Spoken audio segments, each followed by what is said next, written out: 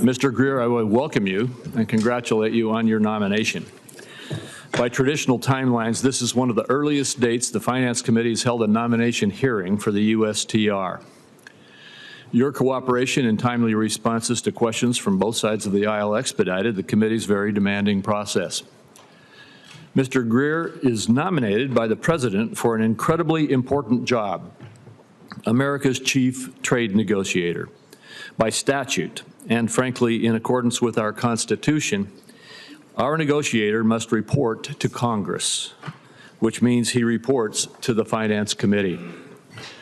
This week, attention fell on President Trump's executive orders to help secure our borders from illegal immigration and fentanyl smuggling. I strongly support securing our borders and fighting fentanyl trafficking. The executive orders rely on International Emergency Economic Powers Act, or IEPA, and concern drug policy and border security. The President, not the USTR, invokes IEPA. And the Department of Homeland Security, not the USTR, is responsible for securing our borders.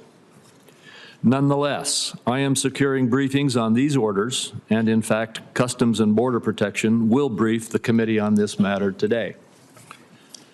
What the President has done that is different, though, is to bring tariffs into the discussion about border security. USTR is, as I said, America's chief trade negotiator. Anytime the U.S. government is considering tariffs or something that implicates trade policy, the USTR, should be a part of those conversations and should report to us about those conversations and solicit our input. Right now, Mr. Greer is not in the government and not privy to various discussions.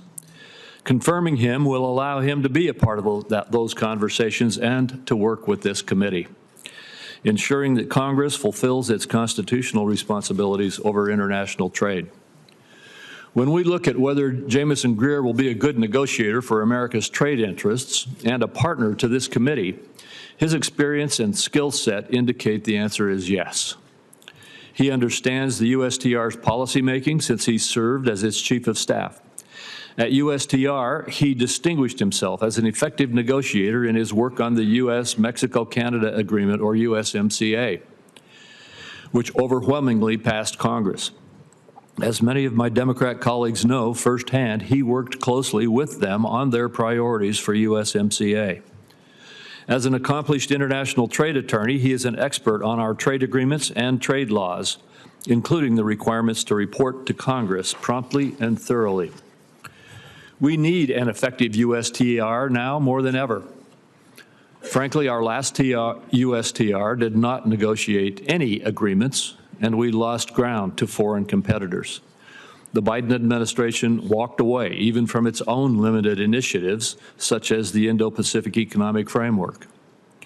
Rather than forge new rules to combat China's trade practices, the prior administration turned its back on existing rules and positions, such as our intellectual property rights under the WTO TRIPS agreement and support for open data flows and non-discrimination against our technology companies.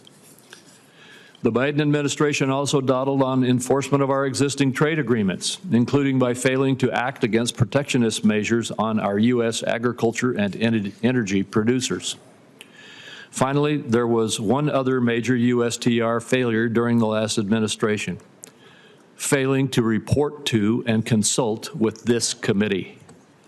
Both sides of the aisle expressed serious concern about the last USTR's repeated failures to consult with this committee, and her position that she did not need to improve the consultation with the committee or the agency's transparency with the public. We should not hold Mr. Greer responsible for those failings. Mr. Greer has been crystal clear that he will consult with this committee and respect Congress's constitutional prerogatives over trade.